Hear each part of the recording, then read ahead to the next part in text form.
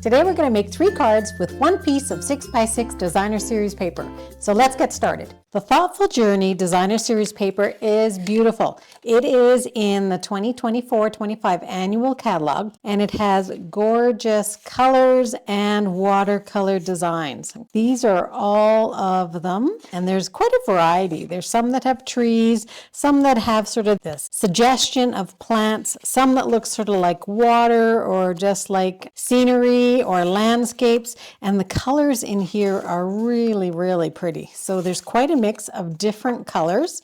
So you can see them all there. And when you turn them over, this is what's on the back side. So most of the back sides are really just watercolor images as opposed to ones that have some plants in them, but there are a couple that do have plants. And there's just a beautiful mix of colors on here. So we have Blackberry Bliss, Boho Blue, Cajun Craze, Calypso Coral, Lost Lagoon, Misty Moonlight, Mossy Meadow, Peach Pie, Petunia Pop, Pool Party, Pretty Peacock, and Wild Wheat. There are so many colors, so I know that you're going to have 1 or 2 of those colors so that they'll coordinate perfectly on your cards. So the piece that I've pulled out to use is this one right here. They sort of remind me of heather or thistle in Scotland. And we're going to create using this and our paper trimmer, and we're going to use a cutting template. So I've created one here. It's a super simple one, and all we're going to do is we're going to cut off 1 inch. And when you're using this template, you can use it so that either side you're going to cut the 1 inch. So if you wanted to cut it on this side, you could. If you wanted to cut it down here, you could. Really, it will work any which way you want to cut it. Okay, so we're going to cut 1 inch off one side, and then we're going to cut the remainder in half. So let me show you that. So you're going to pull in your paper trimmer, and we're first of all going to cut that piece off. Now I want to have a little bit of room here, and I want to be able to stamp on my piece. I would, if I can, like to get a little bit of this flower. So you want to think a little bit about where you're cutting. Now you can use both sides of this paper, and we may end up using the opposite side for something. So our first cut always wants to be the 1 inch. So we're going to cut the 1 inch off first. So I'm just going to move that over to the 1 inch here and cut that off. Now you can get all of the cutting measurements on my blog, and you can see some other samples there as well. So there's our piece. We're going to take this piece and we're also going to cut off 3/4 of an inch. Now I'm going to take it off the top because I like this bottom. So I'm going to take 3/4 of an inch off of that right now. Move that down just a little bit so you can see. Now there's not a huge amount that I'm going to keep that for, so I think I'll probably discard that. But here's our one piece. And then I'm going to take this one and I'm going to cut it in half. So I'm going to cut it in half this way so that we have 3 inches and 3 inches, and then we'll have 5 up here.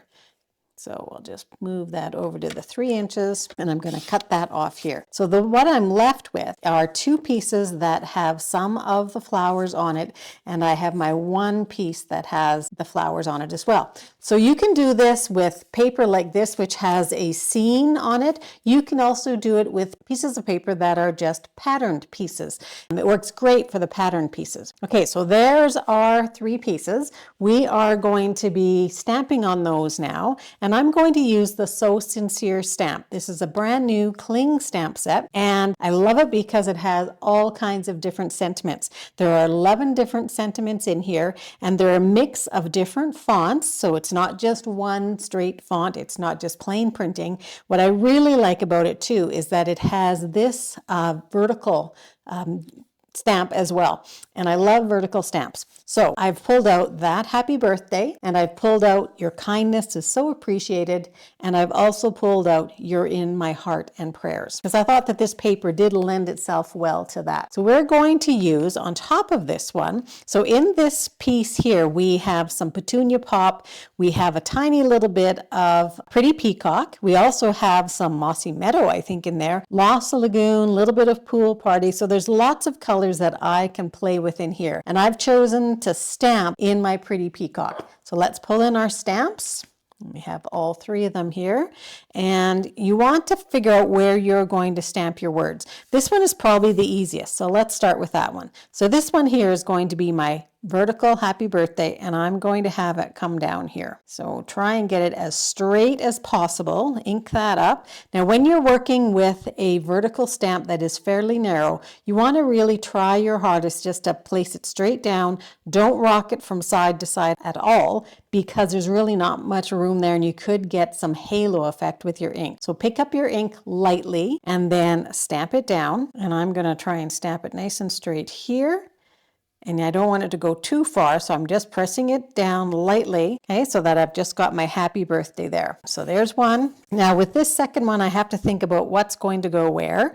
So your kindness is so appreciated can go down here. It can also go up here. In your heart, you're in my heart and prayers, that can go there. It can go here. There's lots of places that one can go. I think I'm going to go with this one down here. And the reason why is that there's a little bit more going on here. So a bigger stamp with more ink is probably going to show up a little easier. So let's stamp that one next. So these are some of the things that you want to think about when you're stamping. So let's just stamp this one straight down here. Lift up so you can still see that. And then you're in my heart and prayers. And I could either put that one here, but I think I'm going to put it up here and try and get this one nice and straight here too. Here we go. Okay, so that's what we have for our words. Now we're just going to mount that onto some cardstock, and I've chosen Lost Lagoon, and I've cut out pieces that are just slightly bigger than my piece of designer series paper. Now for this one, I almost think I need to take another little piece off. I do. I didn't cut quite the right amount. So I'm going to take another 1/4 inch off of here. So on your trimmer, you may not realize that you can actually cut from both sides. So you have some measurements going out to 1.5 on the right side. So I'm just going to put that to the 1/4 inch, and I'm going to take that off the bottom. Here we go. Okay, so I'm just going to glue these down on top of these guys here using my liquid glue. And I like that my happy birthday is a little bit off center. So the flowers will really show up well here, and the color should look great on that Lost Lagoon as a matte. So get that down there as straight as possible. Same for your other ones.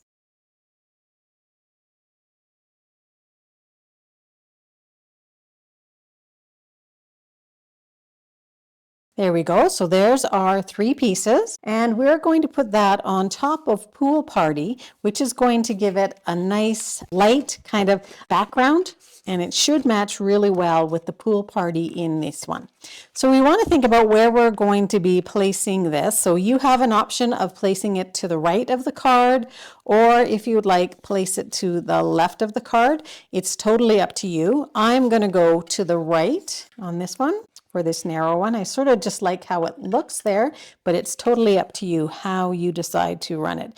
If you're going to do it this way, try and match the amount of space here as you have on the top and bottom. There we go. So just pull it as long as you can. It looks beautiful on the Pool Party. So this is just pieces that are 5.5 by 8.5 and scored at 4 1/4. And I'm just going to crisp these up so that we have a nice flat card. I always use my bone folder to finish off my card. I just think it gives it a really beautiful look. Okay, so we are going to make sure you always have your fold on that side. Now these ones will probably, because I stamped them with the words this way, and because the flowers are this way, now we could have gone with our flowers this way and it would have worked great, but we need to put these onto our card so that they are a landscape as opposed to a portrait. I'm just going to add some glue to the back of these. If you wanted, you could put these on with dimensional. The first one I'm going to put lower to the bottom of the card, and this next one I think I'm going to put in the middle. Now you can always fancy this up with more designer series paper if you wanted, or another mat in behind. It's totally up to you. Now, one thing I'm doing here is I'm looking at my card, and can you see that I have a little bit showing here? And that's just due to the cutting of my card. Now I do have a little bit of glue here. I'm going to take that off with my, this is looking a little disreputable, but it still works. This is an adhesive remover. I'm going to let this dry, And in order to let it dry, I'm just going to put it onto, turn it over and put it onto my silicone craft sheet. And that way, if it sticks to that, it's not going to cause any harm. I could just pick it off, no problem. So your silicone craft sheet is a really great thing to have in your craft area. So I'm going to put this on the other side because I don't have that line showing down at the bottom. And this one I'm putting in the middle of my card. And just trying to get that centered really nicely. So it's still stuck here a little bit, but I'm going to run my finger over that and let it dry a little bit. But then I'm going to come in with my adhesive remover and I'm just going to take off that adhesive. And when you do that with these are very inexpensive, and we used to sell these with Stampin' Up, but you can pretty much get them anywhere. A stationery store, some dollar stores carry them, and they are invaluable. And then all you do is pick off the little bits of glue off the end of the adhesive. Okay, so now that we have it all glued down, we're just going to add some of our in color resin dots, and I'm going to go and pull out the pink. So the petunia pop is what we are going to use. So we can just go in there and pull off. Now I wouldn't do a lot here, maybe just one or two. So here, decide where you'd like to put it. I would either highlight my words and pulling one over, or I might just add it up here onto the cardstock itself, or I can always just go down here and add one or two. I think I'm just going to go to the left of the You're in My Hearts and Prayers. This, after all, is a sympathy card, so I'm not going to bling it up too much. We'll do the happy birthday. The happy birthday, let's go for a smaller one, and I am going to put this one down here. Two smaller ones. Now I know we often say go for odd numbers, but because this is long and tall and narrow, I'm just going for two down at the bottom, and it will balance off our words as well. It'll sort of mimic the two flowers that are on there. And then the last one, we're just going to take, I think, a large one again, and on this one I am going to go down below. Because there's a lot going on here, I'm just going to go down below. It'll bring the eye down a little bit, and I'm going to go for a small and a big, and I think another small. Let's do another small. So because you're going three, to try and get them as even as possible, mine's a little off, you want to start with the middle one and then do either the left or the right. So those are your cards. So I'm hoping that you enjoyed that. That's super simple way to make 3 cards really, really quickly. And let me just show you another set of designs also made with the same paper that looks completely different. So here's another one. So this one is using, I wanted to go for a speedy recovery, so someone who's not well, and into sympathy cards. So this one we have 3 different orientations. We have the portrait, we have the landscape, and we have the speedy recovery going the opposite way. That's made with exactly the same paper except the back of one of them. So it doesn't have any flowers, doesn't have any trees, but it's just the watercolor look, which is beautiful. So you can't go wrong playing with this Thoughtful Journey paper. I believe as of right now, today is May 24th. It is being restocked by Stampin' Up, and will be available in the next couple weeks. So it's a great little package to add to your stash of supplies. So thanks very much for joining me. Remember, you can always get the measurements on my blog at designwithjo.ca. And while you're there, why not sign up for my email list and join our community of paper crafters. Thanks very much. Have a great day, and we will see you soon. Bye-bye.